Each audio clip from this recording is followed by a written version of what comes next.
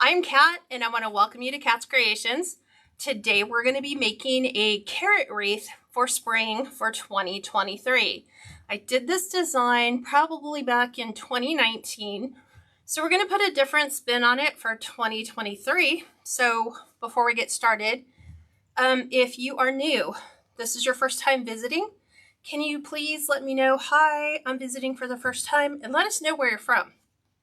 A lot of times, crafting connections are made on Facebook Lives or YouTube Lives or anywhere else. And sometimes, you might just find somebody here that lives fairly close to you. That's how I found my crafting buddies. And then you guys can kind of get together and hopefully just, become crafting partners. So hi, Tracy from Oregon. Welcome. If you guys like this design and want to have it readily available for you when you order all your materials, you can go ahead and click the share button down below. That will share this tutorial on your page. So much easier than finding it, trying to scroll through my page and looking through all the tutorials. So I'm going to go ahead and pan you guys down, and we're going to go ahead and get started. So give me 1 second. You're going to go for a small little trip right down to the bottom. Hi, Mary. Welcome from Georgia. Trying to make sure that we get everything in the screen that I can possibly do. Hi, Valerie. How are you?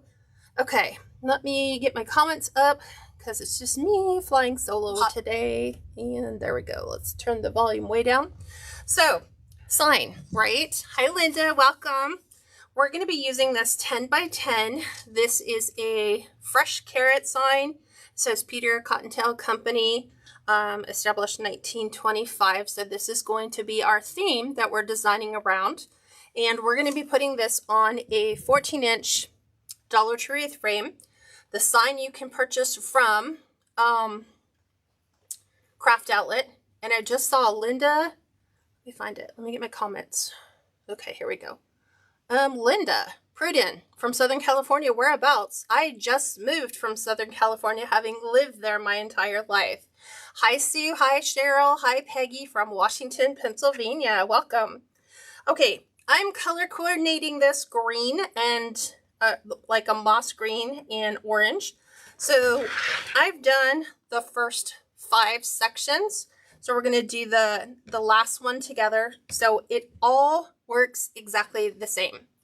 Hi, Anna from Texas. So I'm going to take a orange pipe cleaner. I'm going to use my 2 weld marks, and I'm going to just try to find a midway point in between the two. I'm going to wire together the 2 closest rings to the center. I call these rings 1 and 2. 3 and 4 would be more towards the outside. Then we're going to take another pipe cleaner, and we're going to do that with the weld and our orange pipe cleaner and just kind of find a midway point. And we're going to wire together rings 3 and 4. And the reason why we wire them together instead of just putting them on one, hi Cheryl from Canada, is I'm trying to find my other pipe cleaners. Here we go, orange. Is to give them more stability. And then that way you don't have to glue it and then wait for the glue to dry. So wiring them together 2 at a time keeps your pipe cleaners from not falling up. Kathleen, she says, I guess I'm not set up for notifications. Here's a super easy way to do that. Because when Facebook reset everything about a month ago, everybody got defaulted back to the standard default options. So while you're watching the video, just click the 3 dots in the upper right-hand corner. It should open up a sub-menu. And then from that sub-menu, you can make sure that it says turn live notifications on. Just make sure that that is checked and you should be good to go. Hi, Denise. Welcome. Hi, Tommy. Welcome. All right. We're using a jute burlap. I guess it's like a jute burlap mesh. This is what's called moss, apple, and natural. It's got 3 different colors in here. It's got like a mossy green, it's got like an apple green, and then it's got those jute fibers. So we have cut with our rotary cutter, trying to think, 20-inch pieces using one complete roll of deco mesh. That's all you'll need. And then we're going to go and ruffle because our sign is 10 by 10 square. So we want to make sure that we have a lot of available space to work from. And anytime you need, a flat space to work off of, you probably want to default to a ruffle technique or even a pancake. Just depends on your thickness. So we're going to pretend that there's an invisible line right up the center. And we're just going to go ahead and pull that mesh towards us, just like so. And I like to start from the inside ring. So I'm taking my finished edges, placing those towards the center, just like this. And we are going to be removing our inside 6, meaning the 6 on the closest to the center. We're just going to twist those a couple extra times. Take our wire cutters, which are all like woven in all my other tools. We're going to cut that excess off. We're going to take this little piece and push it back towards the center.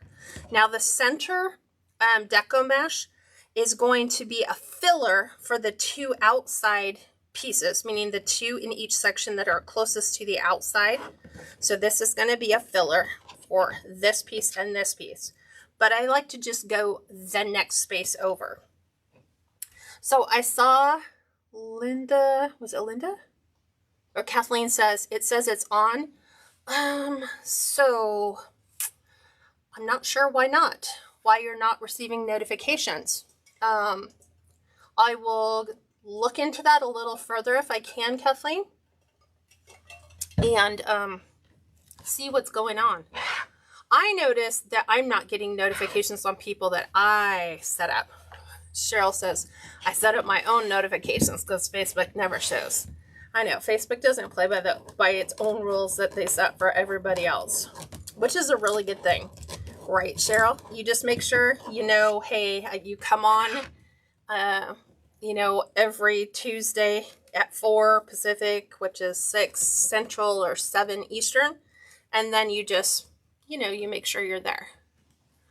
Lynetta says, have you noticed that you can buy the pipe cleaners in even longer lengths? Yes, I noticed that. Somebody finally did a great service to all of our wreath makers, and now they're making the pipe cleaners in, I think it's 20-inch lengths, which is good. Most of the time, though, I don't need to extend them, just on rare occasions, but I think that that's a great option, just to have that available. So I finished the inside one, I've done the outside for the section, and now I'm doing the neighboring one. So it's moving into the second section right here. So in order, since there's no middle one for the next section over, right?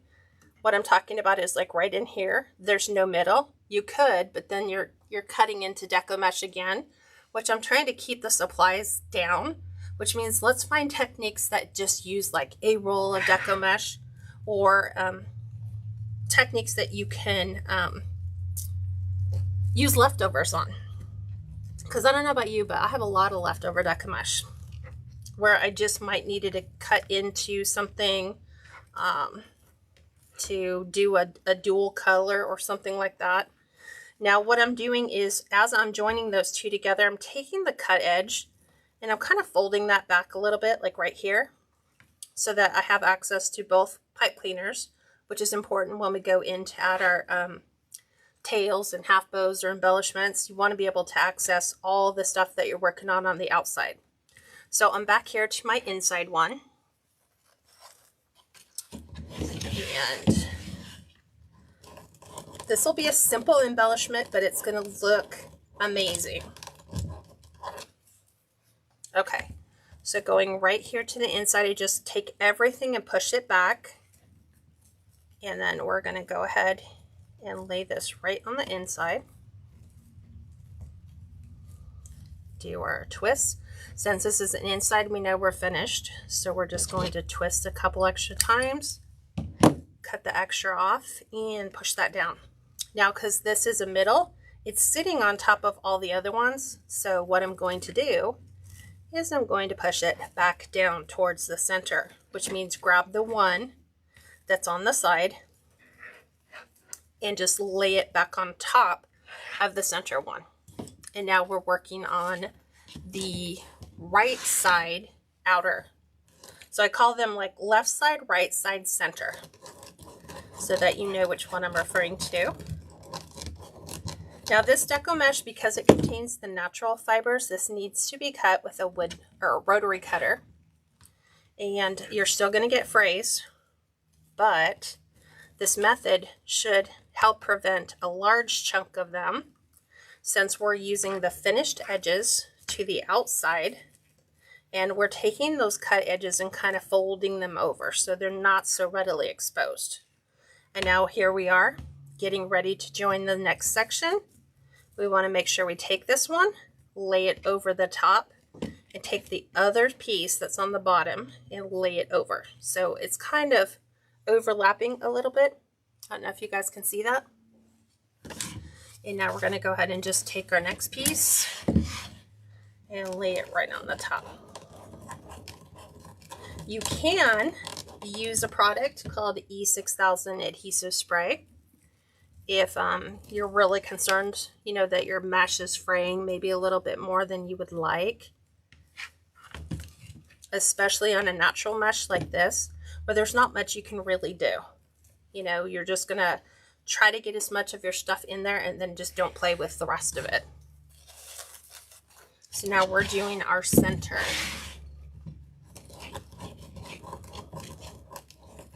And with the E6000, it does take 24 hours to dry, but you can speed up that process if you're in a hurry by using a blow dryer and just blow dry that so that it's dry. I've had that a couple times where I'm like, I need this to dry like tomorrow. So that's your shortcut. Your tip for the day. So again, because we're back, we've got to push our center piece back so that our top can overlap right on top. See how all the outside now are all being exposed, so that when you go in and lay in all of your ribbon tails, you're going to be able to see everything. You're going to know exactly where they all need to go.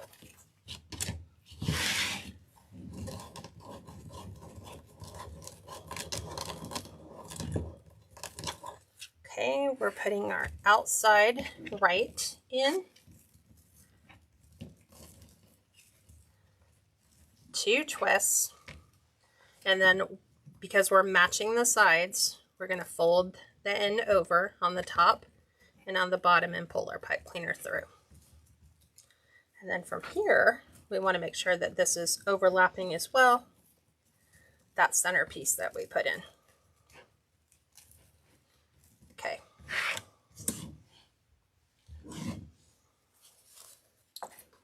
The Deco Mesh, Kathleen, is 20-inch pieces. So this is a 10-inch Deco Mesh roll cut to 18 20-inch pieces. And rotary cut because it's got the jute fibers in there. And they don't like the wood burner. They just like to smoke. They don't like to cut. So I wanted this carrot to be very natural looking. So that's why I opted for this mossy green and the jute.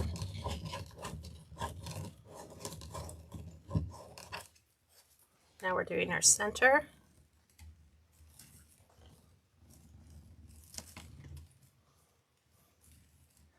Marianne suggests I use clear coat. It helps keep the mesh from fraying and also protects it from the weather elements for 2 months. And you just spray it on again. That's a great option. You can also use a UV coating for that. But again, like Marianne said, you know, anything that you're going to spray on and leave on the outside, you're going to have to reapply it in order to get a lasting effect. And even still, you're going to notice certain colors are going to fade more noticeably than others. For example, darker colors, like especially red, those will fade faster than a pastel color. So keep that in mind if you are designing anything that is going to go outside long term, that there's not going to be an awful lot you can do to keep that fading from occurring, except keeping it out of the direct sunlight so that it doesn't fade as quickly, or spray it with a protectant. And I know everybody wants like 100% certainty. There is no 100% certainty on any product. Take that off. Sometimes you get those edges along the top here that need to pull those little frays. Sometimes it's just bad rolling it on the roll. Other times you could just catch it on another piece, and then it just starts to pull away.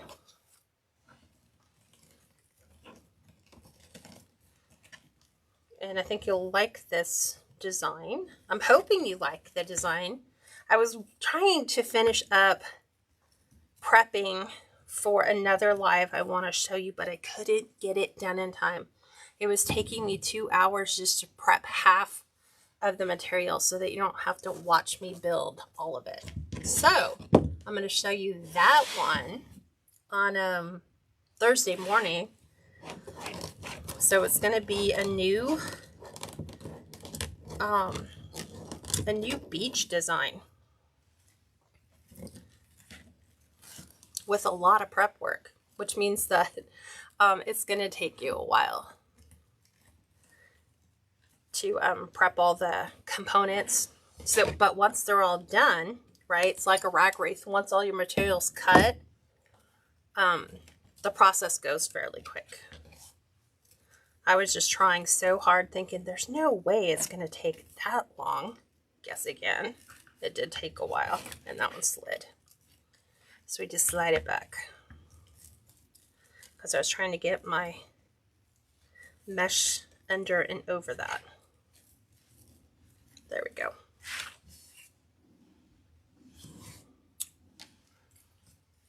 I don't know if you've seen that, Marianne. Kathleen says, where can you find it at? I know the UV protectant, you could buy it like Lowe's or Home Depot. I don't know if Walmart carries it. Amazon carries it. It's stuff that, you know, would just go on anything that's outside, like your patio furniture. And you would just have to read the back of the label to see how often it needs to be reapplied. Most of it, I think, is 6 to 8 weeks. And you just shoot it with another layer sprayed on there. The great thing is that a lot of the aluminum signs now are coming with a UV protectant built in. So that helps. Wreath making is always evolving. So I can't wait to share with you a totally new technique for making a wreath. At first I was like, well, maybe I'll just go for it and we'll just build the rest of it. And I'm like, no, I don't like how long it's taking. I can only imagine how people feel if they're watching it being built. Way too long.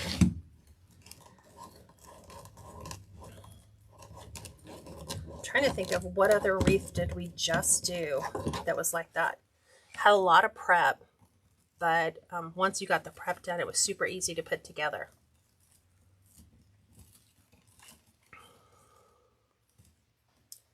There we go. I have them crisscrossed the wrong way.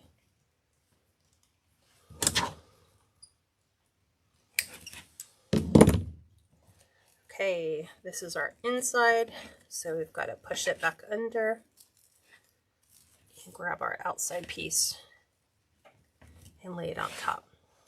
2 more to go, and then our base is done. What time Thursday morning, Kathleen? So it's 11 Pacific. I'm like doing the math. 11, 12, 1 o'clock Central, and then 2 o'clock Eastern time.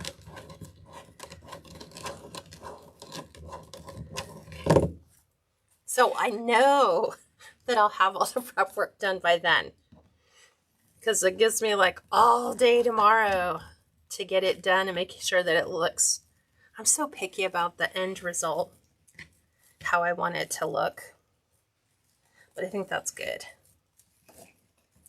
Right. I'm trying to get my inside piece to fan out and get that one to lay better. Last piece. Carla, the decomesh pieces are cut to 20 inches. So it's a 10-inch decomesh roll. Cutting them all to 20 inches allows you to use up exactly one entire roll with no leftovers. If, that's a big question, right? If it was put on the roll correctly. Because sometimes you come up just a little bit short on your last piece, and that just tells you that when they were putting that decomesh on the roll at the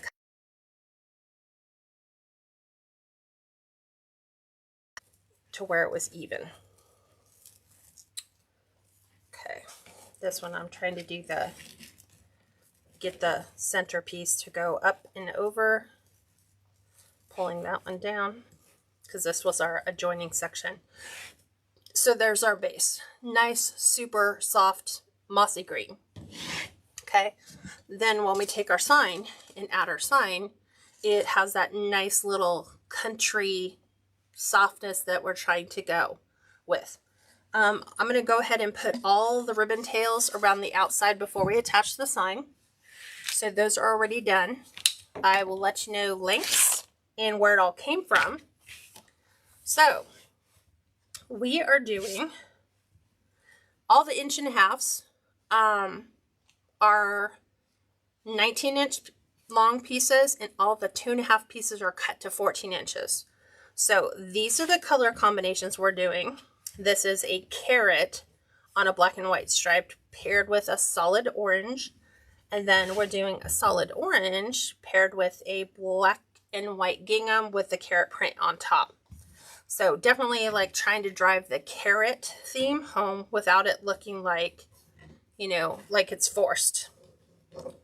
So I'm going to place the solid orange where the moss green pipe cleaners are. We're taking our 1.5-inch ribbon cut to 19-inch pieces. They're already all dovetail cut, so we're just going to go up about 2 inches in. We're going to pinch that in. We're going to take that and lay that right on the inside. And then we're just going to twist. And then we're going to remove the excess. And that little tail of a piece, we're going to take that and tuck that right behind our loop so you don't see it. We're going to open the loop. And we are going to fan out the tails. You have to always right side the one because it's upside down so that you see both of those ribbons present. So there's how we're doing that one. Okay, just like that. And then we're going to go ahead and do the next one. So I'm always taking and folding this because I always want to make sure that where I'm placing it inside the pipe cleaner is exactly right at the middle, because that will ensure that the outside pieces are both the same length. So I won't have like one shorter than the other. Same process, making these into little half bows.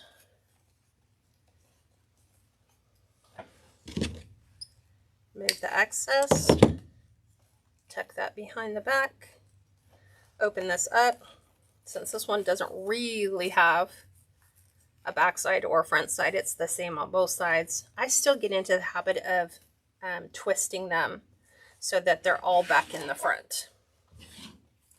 Because sometimes just by creating habits of how you create your methods, you're almost like on autopilot. Okay, now this one feels a little bulky right here. So when I go to pull my ribbon tails out, I want to put the black and white gingham on top. I want that to be the predominant ribbon. Same thing, we're going to bunch this up.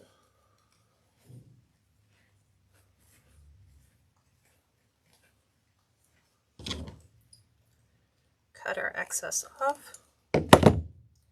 Twist this around. Open. And I'm going to fix that one that I kind of smashed.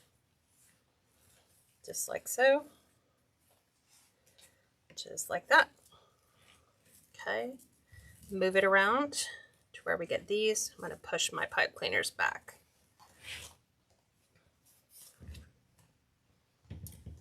Hi, Evelyn. How are you? Pam says, can you show the tail that has the loop slowly? Yes. So I'll do it right now. Okay. So we're putting in our 2.5 inch. And the only reason I did this is when I first started watching wreath makers create their designs, a lot of people use like 2.5 inch and 1.5 inches, and then they never put anything in the center. And I was like, it looks unfinished. Like, what else could we stick in there? Okay, so here is how you do the half bow. The reason why I call it a half bow is it's only got one loop. So we're coming up 2 inches from the top, and you're going to pinch in.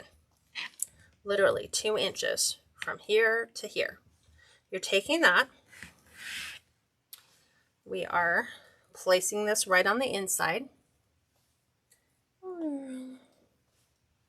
You are putting your pipe cleaner in. Give it all its twists.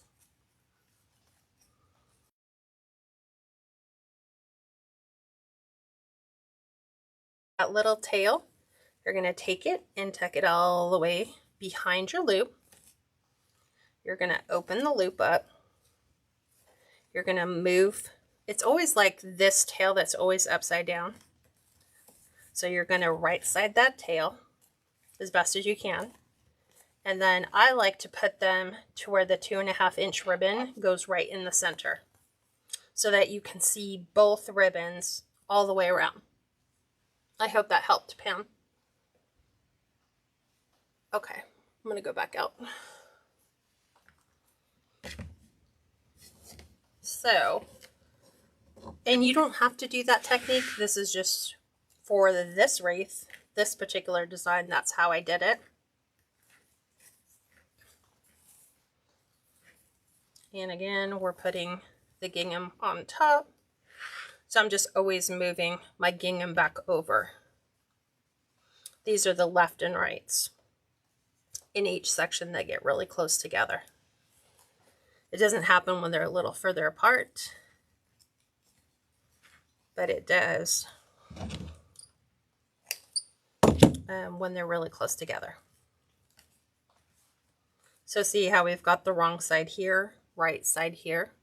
We're going to take the wrong side and just twist it around, and then we're going to pull the orange right between the two, just like so,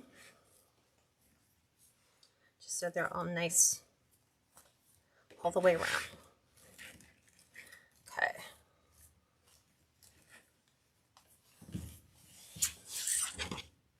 There we go. This is what I do. Anna says you keep freezing. Yeah, it's the internet connection. For once, we finally have a really good day. No clouds in the sky. But the great thing is when it goes on replay, it doesn't do that. It's just doing it on the live. And the only reason, here's another thing too, the only reason it sometimes freezes is because I'm trying to stream in HD quality, which is 720.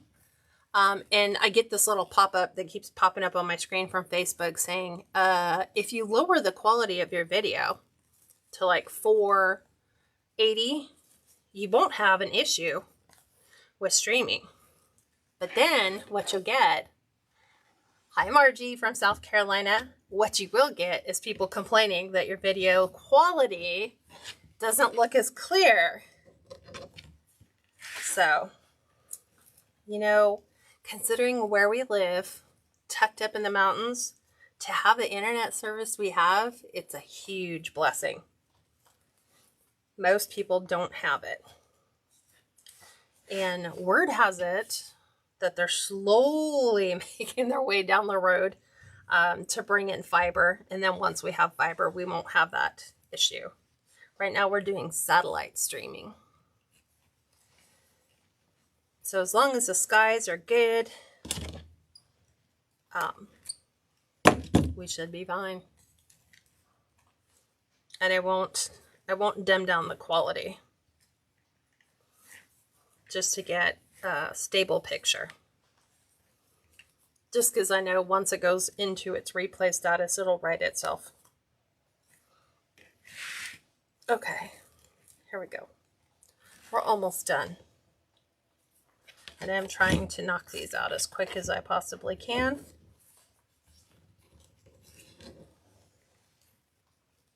What questions do you guys have that I can answer for you? I love all the videos of your deer in our yard. That's beautiful. Oh, Kathleen, you should have seen it yesterday. It was raining. It was like totally pouring outside. And I walk by my living room window, or like the kitchen window that overlooks the backyard. And there's deer like all over my backyard. I think somebody put out the word that we have like an all-you-can-eat buffet at our house, that if they show up and there's no food, if you just wait a little while and make attention, like get the attention of the person inside the house, they'll refill those places where there used to be food for the deer. So I walked out there and I was just like, I don't know that I've ever seen that many deer. And I was like, oh, thank God we went and restocked up on our supplies. Now, when it is spring, they'll be able to seek and find their own food a little easier. And then we always give them leftovers. Like we have a huge orchard here. So if there's any fruit that has fallen on the ground due to the winds, we take the apples and just throw it out there for the deer. Used to feed ours apples, right? Oh, my dad says that he would so love that. Just watching them come in. Evelyn says we have cable boxes for our TV still. We don't have fiber here yet, right? Technology. Living in the city, right? That's where I came from. Living in the big city, never had issues with like, hey, when the winds kicked up, we had 70-mile-an-hour winds. Our power never went out. Here, if it blows a good consistent 20 degrees with some gusts, more than likely we'll lose power. So we start doing prep. You know, we have our generator. But a lot of times when the power goes out, it's just nice to just sit in silence. You don't hear like the hum of your refrigerator. It's just quiet. And so we just sit there and enjoy the peace. We know it won't last. The power companies will come back. The longest it's taken has been 5 hours. But it always depends on when it happens. If it happens in the middle of the day, it's fine. You know, because you don't need lights. And so we are appreciating our homesteading roots a little bit more now. You know, with kerosene lanterns or lights. See how I'm just overlapping? I want more of the carrot pattern on the outside. But I can't wait to share with you guys all the stuff that's coming in the spring and summer. We're going to have to build our garden. So we're going completely organic. Right now we're allowing the moles to aerate all the soil underneath.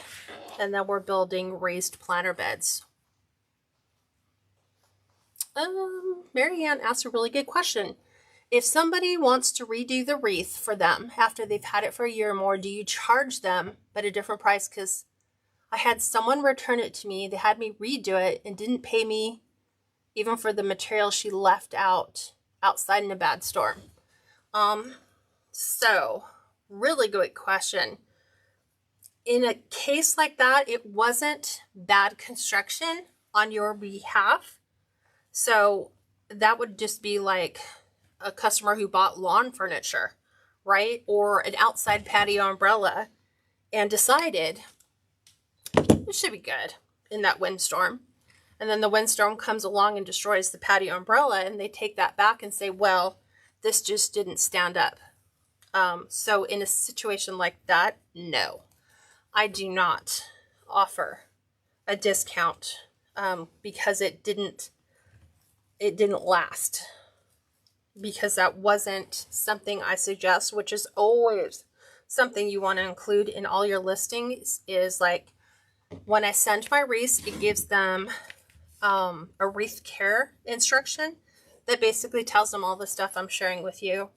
Don't leave it in direct sunlight if you want to keep it from fading. Darker colors are going to fade more quickly than lighter ones will. Even though I've done tests on my own products by leaving them outside in high winds, direct sunlight, like the most brutal of conditions, I've never really had anything come back like that I've gone out and looked at and said, that didn't last.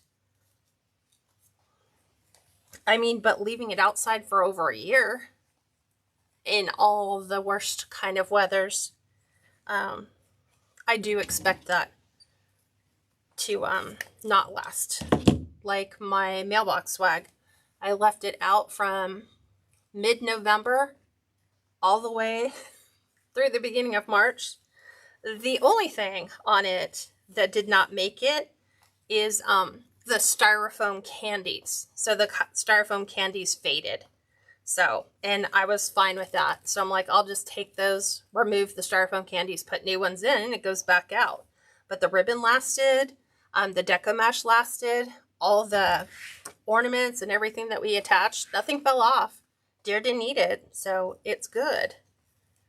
All right, there's our base for that. Now look, when we put the sign on, look how cute. That's going to be absolutely adorable. Okay, so we're going to build a bow, and actually we're going to elevate this design like way higher. So we're going to put 3 bows on it, but you're not going to watch me make all 3. I've already made 2. We're just going to make 1, but we're going to attach 3. We're going to put 1 here on the top, and we're going to put 1 at the bottom in each corner. And then we're going to embellish the inside and maybe a couple of the outside half bows with like mini baby carrots. And that's it. So let's go ahead and prep and get our bow going. So let me see. So this is my recipe. I'm going to zoom in on this really quick so you guys can all screen capture if you want. This is my bow recipe for an 11-inch diameter bow based on the loop size, not the tail length. So the great thing is if you want a copy of this for free on a really nice, cute little recipe card that's like big enough for you to print, but it's like it's done on a recipe card instead. If you go over to my website, and I'm going to put it in here, you can sign up and it will actually be emailed to you. Let me find. Oop, I forgot the dot in the .com. Hold on. Okay. Let me see if I can pin that. There we go. So that's pinned. catscreationsandmore.com. Click it. You scroll down past the private group and I think the Wreath of the Month group, and then it says, oh, want the bow recipe? I will email you a copy of this in a cute little form, and then you sign up for the email list, which lets you know if you ever miss my tutorials. I try to share those weekly because I know sometimes we get busy and we might miss something we really, really wanted to see. Okay, using Bodabra. So I guess I should have left the recipe out so you can watch that I'm following it. So this is created here's the ingredients. 2.5-inch ribbon, and then 4.5-inch ribbon. So we're using the same ones that we used here. So here's our 2.5-inch carrot and our 1.5-inch carrot. Both of these are from Hobby Lobby, or not Hobby Lobby, sorry, Craft Outlet. Then we have our solid orange 1.5 inch. This is also from Craft Outlet. And then we have our wide 2.5 inch. This is from Crinkle Designs. When Crinkle Designs, towards the end of the year, they usually have a really big blowout sale. So I buy like the 50-yard rolls of solids. So it'll be like the orange, and then like all the solids. So I have them for the whole year. And then we're going to be adding this 1.5 inch. I don't know if you guys can see this. It's like a fall plaid. And this is also from Crinkle in a 50-yard spool. And then this mossy green with the raised white stitching. This is from Craft Outlet. So sometimes they sell the 50-yard spools. A lot of places don't because it takes up a lot of space. So we are going to do orange first, because it's going to lay on top of that mossy green. So our recipe calls for a 10-inch tail with 5.5-inch loops, and it even tells you the 2.5 inch. Okay, so the first thing we always do is dovetail. So it's bring your wired edges together. We are going to cut on that folded side all the way down to the wired point.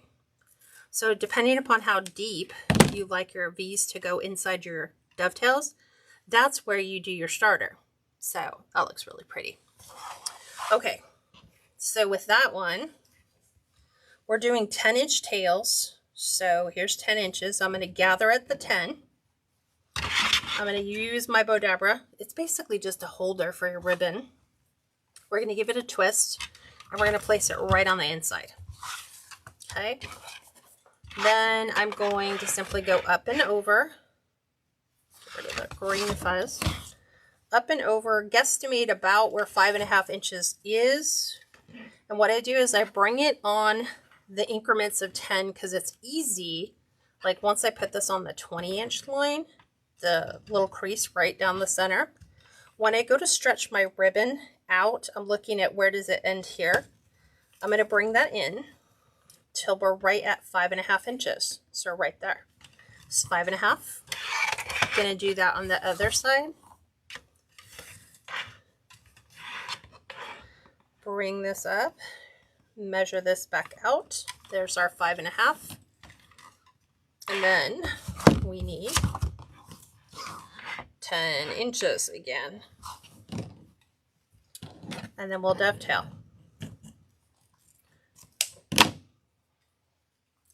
So, quick question to you guys is, why am I so meticulous on measuring my loop sizes and my tail lengths?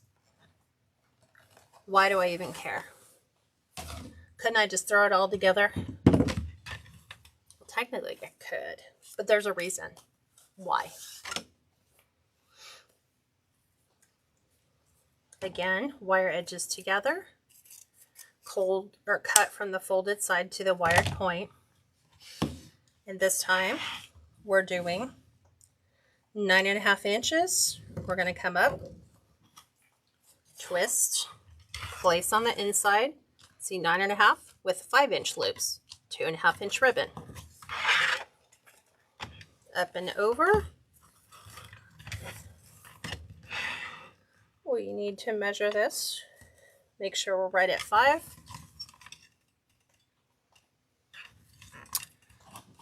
Well, I know it's not Allen French. Is it Amy? They can be uneven without measuring. Yes, that's usually the reason why. Is if you have a recipe like any ingredient, sure, you can substitute. But if you want an 11-inch ribbon with the diameter based on the loop size, that is why you make sure everything is the same. Because I don't know if you guys have ever made a bow, and when you're measuring your loop size, one is too big, one is the other. Okay, I was right. It is Amy. Good. We want to make sure that our tail lengths are exactly the same, that our loop lengths are exactly the same. It just makes for a prettier bow. And this one didn't cut the way it should have. There we go. I like it to have a crisp point, not like slightly squared. Okay, those two are done. All right, Kat, what did you do with the pin? We'll find it later. It probably rolled to the floor. All right, the next one to go in is going to be that moss green. So we're doing orange, the black and white and orange. Then we'll do the green. So this one is now introducing us to 1.5 inches with a 9-inch tail, 4.5 inch loop. And I just found my pin. Okay, there's that one. So 9 inches, measuring on my 10, 9 inches in, twisting, placing that on the inside, because this brings the base color back into our bow to tie everything in.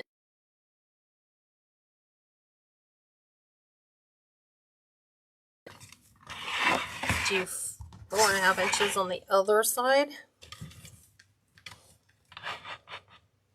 Right there, and then back out to 9. Dovetail. There's that. There's the other one.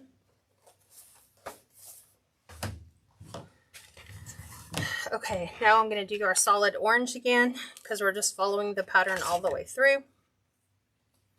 This one's going to be 8.5 inch tail with a 4.5 inch loop, 1.5 inch ribbon. And you can vary the recipe. And when you vary it, you know, there's nothing that says you can't cut your tails to make sure that your tails are all in line with your loops. You can definitely do that. That's just like making a substitution in your chocolate chip cookie dough. You're going to go with butterscotch chips or peanut butter chips. It doesn't change the recipe, it just makes the flavor different. So here, because I've already measured the bottom one, I don't have to line that up. I'm just putting my fingers through both loops and pulling on the orange so that I have them, both the same length right here. But I do need to measure my tail and get that out to 8.5. Okay, there's that one. I swear I don't know where my pins go. They just disappear. I found one. Here's this one. They just roll. Okay. Now we're going to take that fall plaid because I want to end with carrots. So I'm just fixing this one so it lays flat. We're going to take our fall plaid, which is a mossy green and the tan and then like the light orange color. Use this ribbon in everything during the fall. So this one's going to be 8 inches. And we have a 4-inch loop. So we're going to measure this. Usually I just kind of eyeball it. And then I just verify. We're right at 4. Up and over. And right on 4. And then back out to 8 inches. Dovetail cut. I'm super excited. I want to see what this looks like because I've had this design sitting on my table for a while and I was like, I really need to do that before it's not spring, and you guys all voted you wanted a spring wreath anyway, so I figured I have the ribbon. Let's make it. Last one is a 7.5 inch tail with a 3.5 inch loop. I think that one. So 7.5 inches in. Here's our tail. And we're going to go 3.5. Just a baby loop. Right about there. Just enough to add just a pop of the black to the top. Right here, and then back out to 7.5. And dovetail. And there we go. So we've got all of our ribbons in. Okay. Now we need to gather all of this stuff. Making sure my glue gun's on. Yes. All right. We're going to take our pipe cleaner. We're going to bend it into an oval. So that way it's easier for us to pick everything up and then secure it with our pipe cleaner. Could you use a zip tie or floral wire? Absolutely. I don't have the hand strength I did even 5 years ago. So this is just easier for me. I loop this over the stack, hold the pipe cleaner at the bottom, and just twist your ribbons. So much easier. Right? And then there's our stack. It's all ready to go. Now I'm going to get ready to fluff that. And we're still working on fixing my other fluff board. So this is my substitute, which is just a 24 inch by 24 inch by 1 inch thick piece of lumber that's pre-cut from Lowe's or Home Depot. I think I got mine at Home Depot. It was right about 15 bucks. And then just an 1.5 inch little C-hook. It's got a little screw, so I screw it in the center. And then that way it just holds my ribbon, and then I have a flat surface for, you know, putting on my ribbon where it needs to go. So I just loop it together just like that. So I'm going to show you what that looks like. We just hook it on that little C-hook. And then we're going to separate and fluff. So I'm just going to go a little bit wider. I just turn it so I have a top and a bottom. And then we start from the bottom of our ribbons, and we'll pull a tail out to the right, a loop out to the left. On the bottom, do the opposite.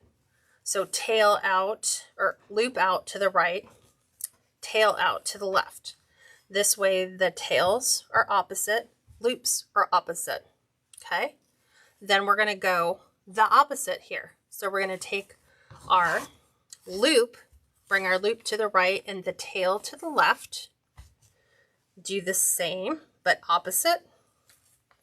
We're going to take our tail over here and our loop here. So now what we have is loops and tails alternating colors and patterns. So every time we bring another one down, we're just going to follow the same pattern. So I have the green. We're going to pull it out here. The orange.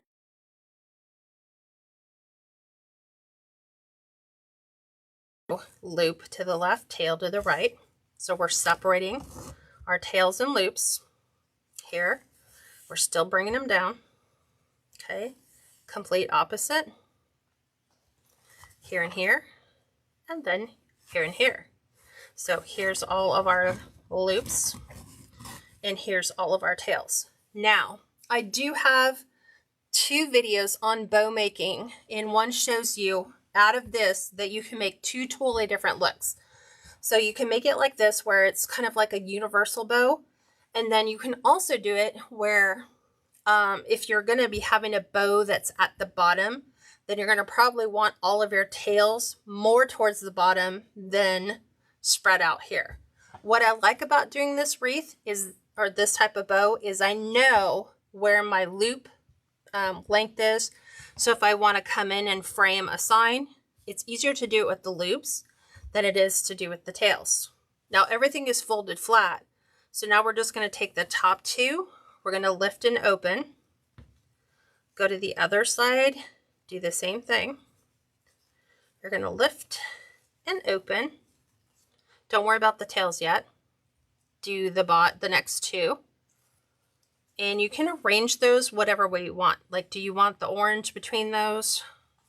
I kind of like this in between. Like the mossy green. And then I'm going to make sure it does it on the other side. So the moss is here and the orange is to the outside. And as a designer, you can mix and match it any way you want. Like I said, you can take your tails and cut your tails to where they end, right where your loops do, or you can leave them the length that they are. We're going to grab the two bottoms, do the same thing. The orange is opening up here, and then our gingham plaid with our carrots is opening here. Because we don't want flat ribbons. We want three-dimensional, right? That's why we go with wired ribbon, because everything looks nice. And then we're going to put all those curls back in. So you just run them through your finger. Put nice little arcs back in them. And then there's your bow. It's all ready to get attached to our wreath. But we got to attach the sign first, so we know where we can put the bow. Do you guys have any questions on the bow itself? Okay.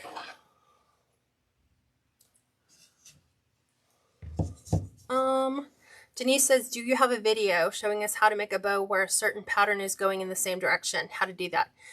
Yes, Denise, I do. So you can search for it on YouTube. If you go to Cats Creations Race or Cats Creations 777 on YouTube, you can search my channel and just put bow tutorials. And it only works if your pattern goes horizontally, not vertically. So if you have like vertical, like, I don't know, you have letters that are going up and down this way, you can't really do it unless you cut the ribbon and splice. And then once you do that, you kind of compromise the integrity of being able to later, if somebody packaged it away and then wanted to refluff it, if they go and pull too hard, they could pull one of those loops apart.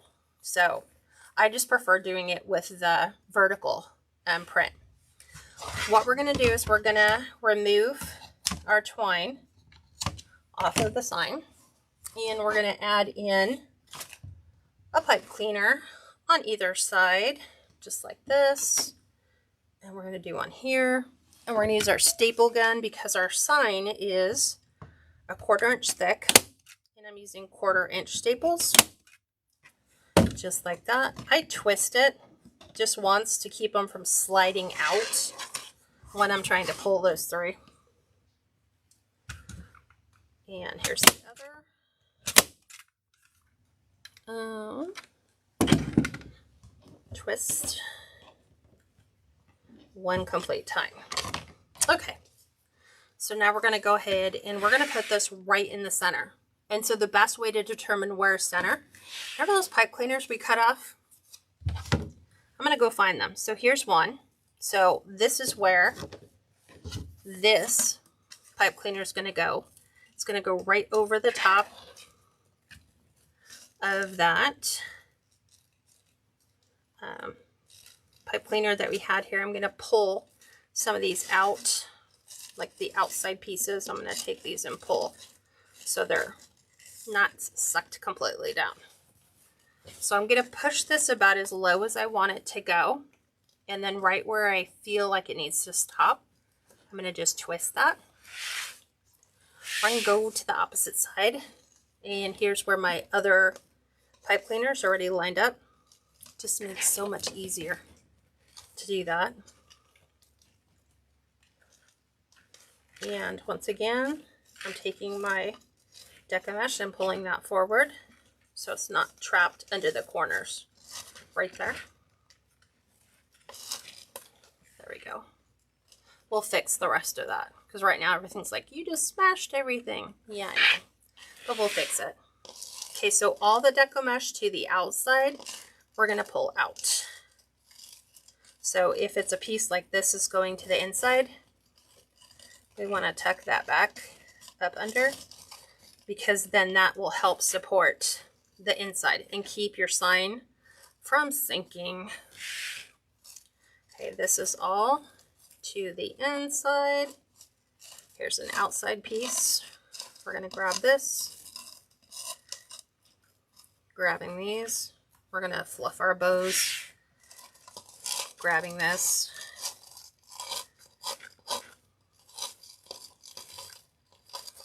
Okay. And now we're kind of pulling these out. So here's my other corner. There we go. Now we have everything back out where it needs to be. And sometimes it just happens putting your sign in that you need to kind of refruff, reorganize everything. But I know it seems pointless why I did that, but here's the way it looks without any bows on. And you don't even have to put bows on if you don't want to. That would be the look of what it looks like with no bows on. But of course we're going to put bows on. So I'm going to put mine right here at the very top. So I want to take my mesh right here, and I'm just going to tuck this under so that my bow, the ribbons that I have, aren't going to get all caught up in the deco mesh here. So this is why you need to know where your loops are, right? I'm going to grab my pipe cleaner as soon as I can find the other piece. I'm going to place it right where I want it to fall, because I don't want to cover my words. So right about there. See where knowing where your tails are going to fall ahead of time helps. And then we're just going to line this up so it goes right in to my mesh. And it's going to pull back here in a second once I get these in. So there's where my bow is being attached. Okay. I'm going to make sure it just kind of nicely frames that sign. Just like so. There's the first of our bows. And then now we're going to go in and we're going to add a couple at the very bottom. So right about there. Everything looks nice and pretty. So I'm going to go back down here. We're going to do the same thing. Wherever we're going to lay our bow, we want to make sure. It's so weird when you look at things flat like this. When it's up on the door, it looks so different. I'm going to do the same thing right here. So I'm going to take my mesh here. I'm going to tuck these under, because I'm going to be adding one right here on the outside edge. Right there. And we're going to do the same on the opposite side. So I'm just tucking my mesh up and under. And right there. We'll have this in the center. We still have all of our loops. Okay. So I've already got my bows all done and fluffed. So here we're going to take and we're going to put this one right here on the corner. So this is where you're saying knowing right where your corners line up. We are going to want to make sure that just brushes the corners right there.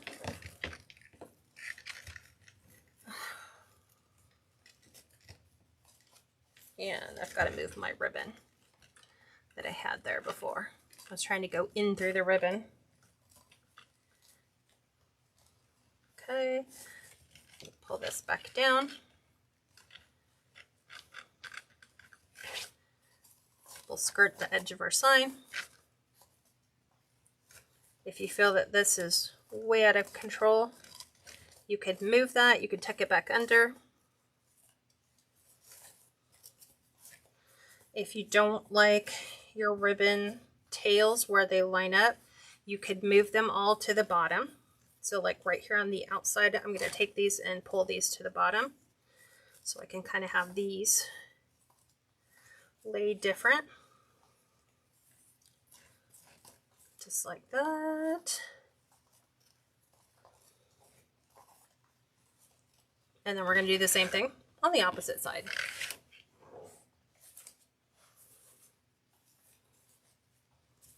Same thing. We're going to brush this right in here. Have you guys ever done a wreath with triple bows on it before?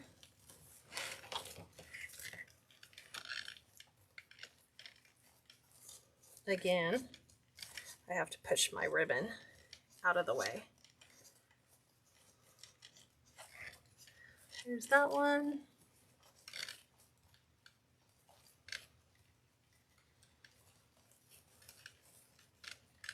Let me get this down. And then we will move some things. So again, we can take our centers. We still have all of our ribbon tails here. Here's like a piece that is frayed. We just kind of tuck and pull that up. I'm going to make sure this goes so that my ribbons connect. I'm going to pull this one out of the way a bit so my bow lays flat.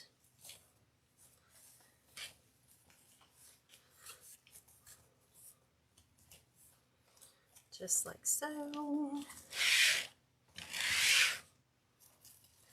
That's what it looks like so far.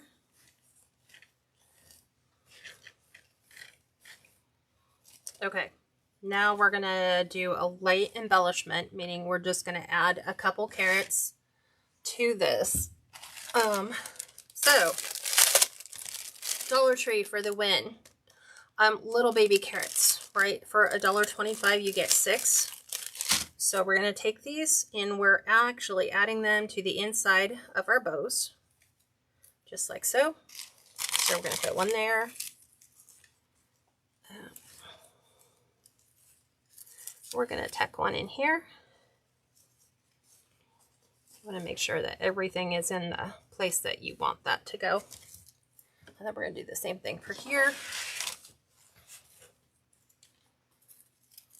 I'm going to probably tack this one here. We'll put the greens of the carrots to the inside. Okay. So I'm going to go ahead and embellish with my carrots, which is just a bead of hot glue right down the center. We're going to lay that right inside our bow. There's our carrot. We're going to tack this one on the inside. Maybe I'll do carrots. Let's do the tails to the outside. I like that a little bit better.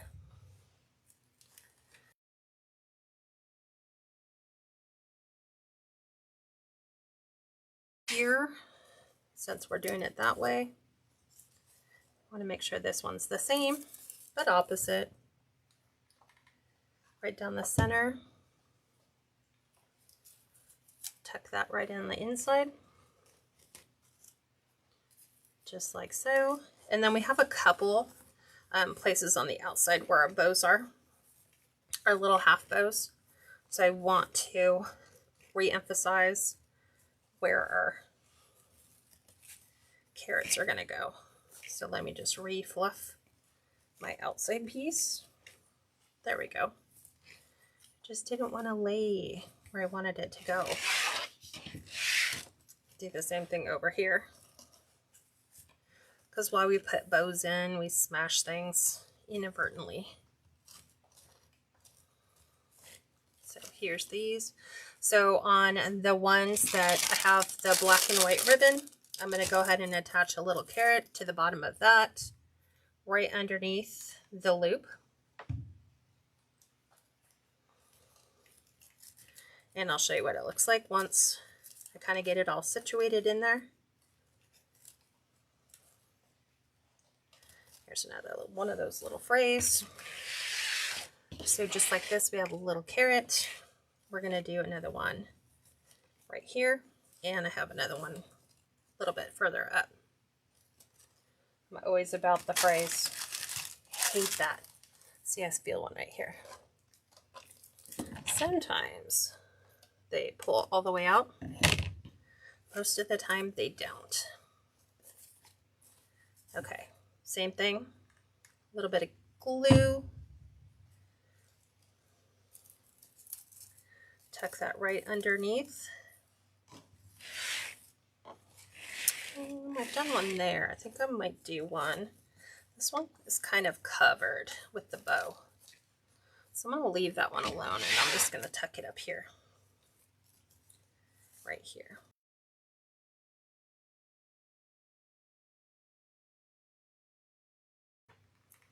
It's just the way that the carrots have lined up.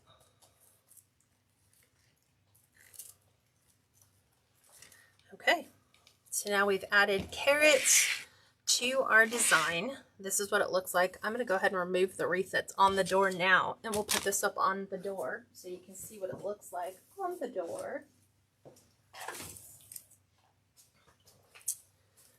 Okay, let's put this up. Make sure that we've got it going the right direction on the door. And now I've got a ton of hair. Hold on. I'm going to pivot you up. So there is our wreath on the door.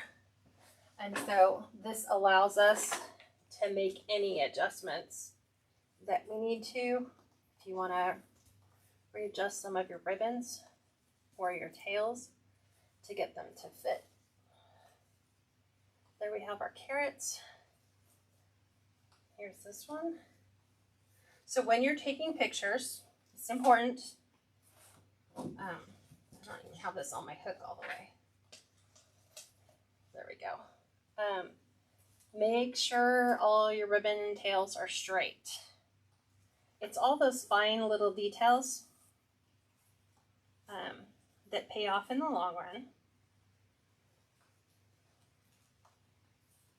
So just make sure all of your ribbon tails are nice and pretty. And I'm still readjusting this. Still pulling it all the way through.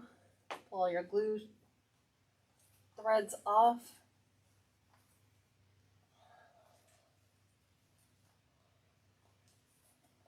And I want this pulled back just a bit so that I can see it. Just like so. Okay, what do you guys think?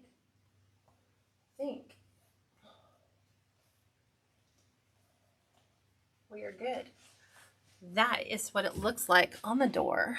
I'm going to zoom you guys in so you can see wreath on the door, and I'll get out of the way so you guys can see it. But that is our finished design for the spring carrot. This is available for sale on my website. You'll just see the Cats Creations live. Whatchamacallit? Cats Creations live. It's like a placeholder. This is the best way that I can label it.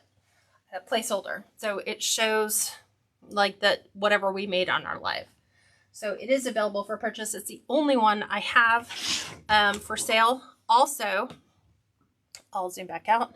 Private group is open. So if you've ever wanted to join, come join us. We do this 2 additional times each week. We do a design class. We also do a business class. And there's so many of you that have posted on my general post that says, what are your biggest wreath making challenges? And so many of you had commented, I'm having a difficult time matching my colors, or I'm having a difficult time trying to find a way to get them to sell. I can help you. I have a proven track record of what has worked for me, but like any business coach that is in the industry today, they will tell you the same thing I'm going to tell you. We can teach you all the methods that work for us, but if you don't take the tools we're giving you and actually apply them to your own business, you can't see the results. So a lot of people will join business class after business class after business class trying to figure out how to sell, and it's really super simple. The methods are out there, they're proven, but it's consistency and it's taking what you've been taught and applying it and then making adjustments as you need to try to figure out if it'll work or not. I'm getting ready. I'm in the process of putting together a really super short little workshop that teaches you some of those skill sets and kind of gives you like an indoor peek at like what the private group looks like. So look for that. That'll be coming up here, I'm hoping before the end of the month. But other than that, I'd love to have you. We have a great community of very supportive and encouraging wreath makers. Other than that, I'll see you guys Thursday at 10 a.m. Pacific, if you're on the West Coast, right? Pacific Daylight Time. Or no, not 10. Sorry, 11 Pacific Daylight Time. 1 o'clock Central Time. 2 o'clock Eastern Daylight Time, where I'm going to show you a new technique for a beach wreath, and I can't wait to have you guys see that one. So thanks for joining me, and have a blessed evening. Bye now.